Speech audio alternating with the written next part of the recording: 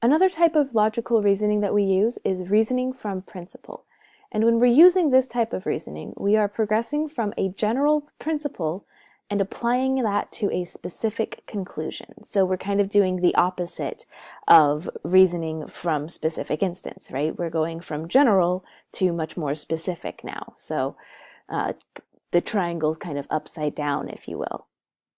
This is also what's known as deductive reasoning. So we're taking this general idea that we have and applying it to one specific instance.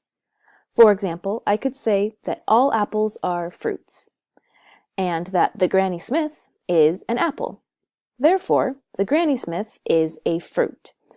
That's deductive reasoning. That's reasoning from principle. I'm taking the idea that all apples are fruits, and because the Granny Smith, a specific instance of an apple, because the Granny Smith is an apple, therefore it is a fruit, right? It's kind of like the argument that all people are mortal and I am a person, therefore I am mortal.